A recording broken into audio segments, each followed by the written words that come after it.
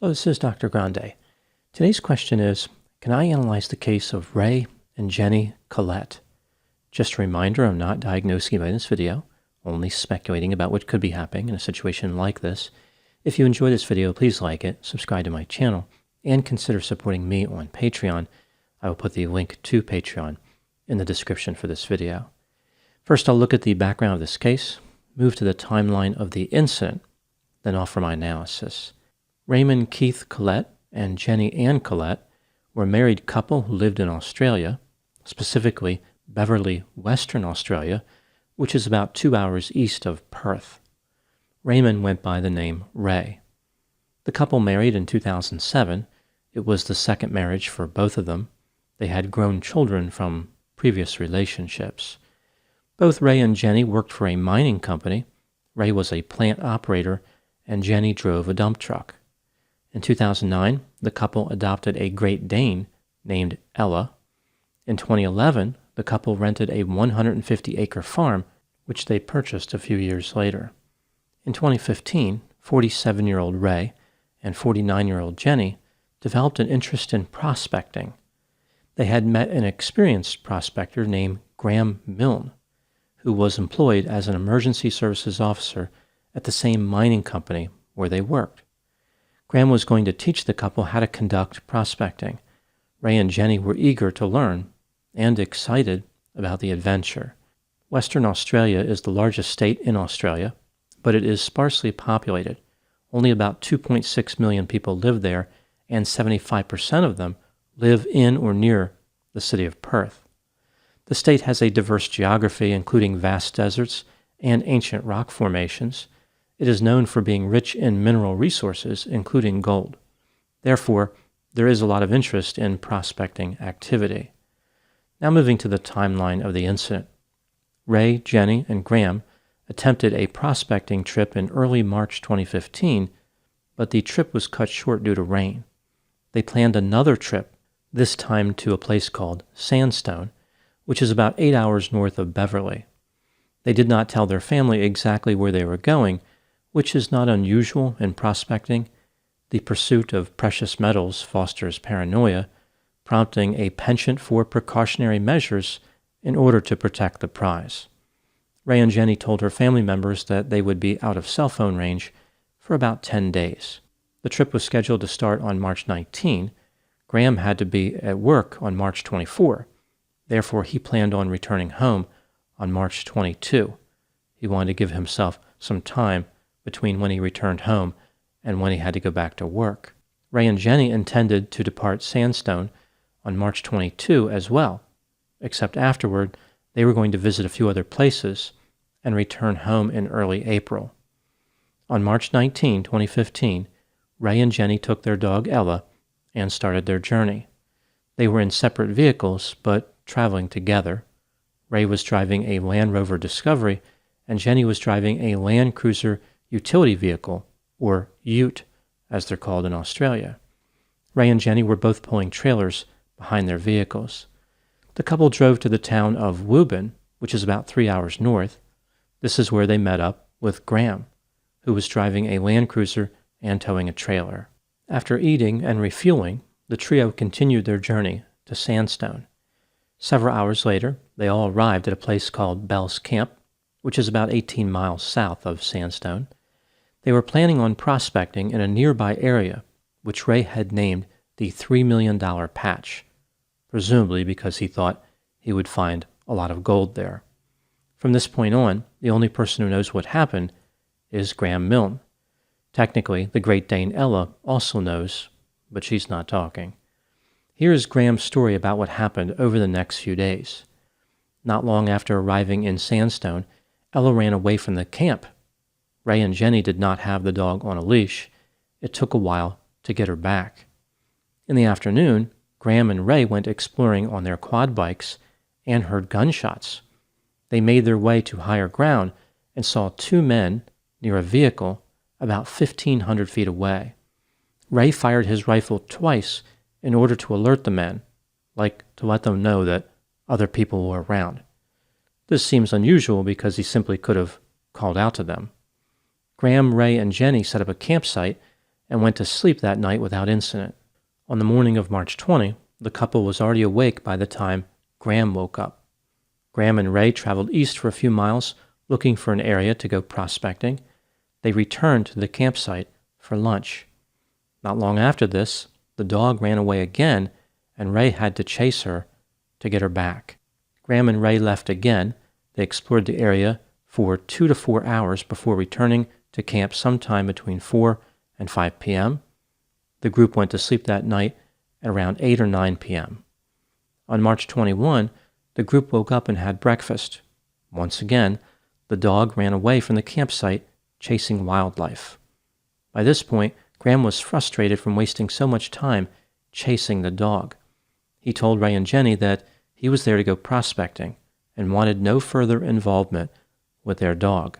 He was essentially saying that their dog was their problem. Ray and Jennie took off after Ella on quad bikes. Graham never saw the couple again. He claimed that he went prospecting on foot from about 6:30 a.m. on March 21 to sometime between 2 and 3 a.m. on March 22, so about 20 hours without sleeping. When he returned to the campsite, he noticed that the generator was off and the dog was not on a leash. He did not see Ray and Jennie, but assumed they were asleep. It took Graham about an hour to pack and have a cup of coffee.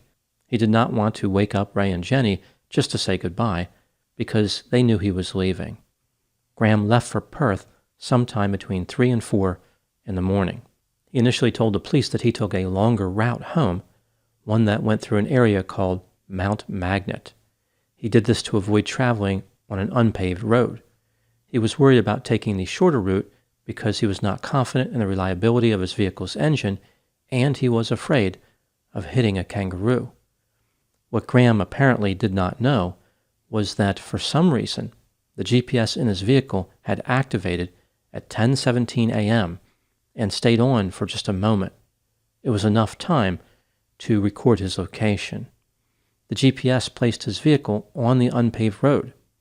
After hearing about the GPS data from the police, Graham changed his story. Now he was saying that he went through Mount Magnet, but then changed his mind and drove on an unpaved road with the intent of returning to the campsite. It would appear as though Graham's constant concerns about a crushing and colossal kangaroo collision couldn't curtail his craving to come back to camp. Graham indicated that he never actually returned to camp. He changed his mind again and resumed his journey home. He arrived in Perth at 11:30 p.m. A few hours after Graham departed Sandstone, 2 other prospectors came within 150 feet of the campsite. They saw Ella, the dog. She was not on a leash. The prospectors did not see any people at the campsite. Other people spotted Ella wandering around the area over the course of the next few days. On March 28, 6 days after Graham left, Ella walked into the Sandstone Caravan Park about 18 miles away from the campsite. Family members of Ray and Jennie were contacted because of the information on the dog's collar. The couple was reported missing. The police started searching for the couple on March 31, 2015. On April 8, the police accidentally found Ray's body in a mine shaft when they were conducting a demonstration for the media about how they searched mine shafts. Ray's body was positioned off to the side at the bottom of the mine shaft, 36 feet from the surface, and was not visible from the opening of the mine shaft. The body was quite decomposed. There were indications of injuries to the face, neck, and right hand, consistent with blunt force trauma. The authorities presumed that Jennie was dead as well, although her body has never been recovered. In May of 2021, the state coroner determined that Ray's cause of death was homicide and determined that Jennie was dead as well. Her cause of death, of course, is not known because, again, her body was not recovered. At the time making this video, no one has been charged in connection with the deaths of Ray and Jennie Kehlet. Now moving to my analysis. Despite the fact that no charges have been filed, a number of people believe that Graham could have been responsible. He denies any involvement, but his behavior was suspicious. Let's take a look at the evidence both for and against the idea that Graham could have been involved in the death of Ray and Jennie. Starting with the inculpatory factors. Ray, Jennie, and Graham went to a remote area in the Australian Outback, and only Graham returned. Ray's body was found at the bottom of a mine shaft, and his death was ruled a homicide. It is reasonable to believe that Jennie was killed as well. Graham claimed that the couple's dog ran away several times, but family members said that the dog had been on many trips with the couple and never ran away. In addition, according to Graham's statement, the dog was not on a leash when he returned to the campsite on March 22. So the dog had run away several times and caused all these problems for the couple, but they didn't even bother to put her on a leash. Even if one were to believe that the couple was already dead at this time, why would they have left their dog at the campsite? Graham claimed that he spent about 20 hours prospecting on his own, knowing that he intended to drive home when he was done. He left the campsite without even saying goodbye, which seems very peculiar. A man who had gone prospecting with Graham in the past said that Graham would go prospecting for about 3 or 4 hours at a time and rarely go at night. Graham said that he left certain equipment behind for Ray and Jennie, including a chain, a handheld GPS, a metal detector, and a green plastic pan. The authorities did not find any of those items at the campsite. If Graham took the roads that he said he did when he left Sandstone, he should have been captured by a surveillance camera at a BP service station.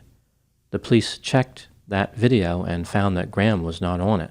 Graham admitted that he lied to the police when he told them that he did not take the unpaved road on his way home. He was only caught in this lie because his GPS unexpectedly activated for a moment. On the day Graham left Sandstone, March 22, prospectors had an unusual encounter on an unpaved road that led to where Ray's body was found. At 5:30 a.m., the prospectors saw an older male standing next to a dark-colored four-wheel drive vehicle towing a trailer. When they slowed down to help, the man aggressively waved them on as if he did not want help. Ray and Jennie were supposed to leave Sandstone on March 22, yet they had not prepared for the next phase of their trip. Based on the condition of their campsite, it appears as though they simply walked away. The keys to their vehicles were in the ignitions, and the windows were down. Near the opening to the mine shaft where Ray's body was found, the police discovered 3 cigarette butts. 2 of them contained DNA from Jennie, and 1 of them contained Graham's DNA. Graham claimed that he never left the campsite with Jennie and did not leave cigarette butts by the mine shaft. The injuries that Ray sustained were consistent with a blunt force trauma attack. They could have been caused by him falling down the mine shaft, but that's not likely. For example, Ray's hyoid bone was broken. This is a bone that often breaks when a person is strangled. It does not typically break when people fall. Ray's blood was found on both of his boots, as if he was standing in his own blood. If he fell down the mine shaft, it's unlikely that he stood up before dying. In addition, his body was off to the side at the bottom of the mine shaft. A piece of bone missing in the front of Ray's skull has led to a theory that he may have been shot. This is curious in light of other evidence. Specifically, 2 cartridges were missing from Ray's rifle. This same rifle was found loaded in Ray's vehicle, something that his relatives said that he would never do. Graham explained the missing cartridges by saying that Ray fired 2 shots to warn 2 men who were in the area. These mysterious men never came forward, possibly because they were suffering from a lack of existence.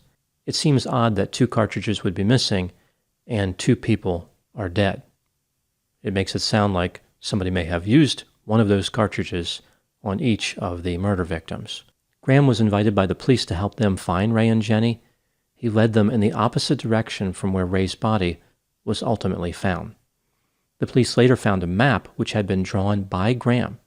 It featured a location labeled First Hole, which was right next to the mine shaft where Ray's body was found. Moving to the exculpatory factors, there are no witnesses to the murders, no video, no physical evidence ties Graham to Ray's body, although his DNA places him next to the opening of the mine shaft, within about 50 feet of Ray's body. No physical evidence related to the murders was found in Graham's Land Cruiser. Sandstone isn't exactly a busy place, but there were other prospectors in the area. Perhaps one of them committed the murders. The description of the man seen on the side of the road waving other prospectors away was not a great match for Graham. It may have been someone else. As far as these cigarette butts, Graham's lawyer claimed that the police must have moved these cigarette butts by accident, like they became stuck on the officer's shoes, and all 3 cigarette butts just happened to be deposited within 10 feet of a mine shaft where Ray's body was found. When considering all the evidence, do I think that Graham was involved in the murders of Ray and Jennie?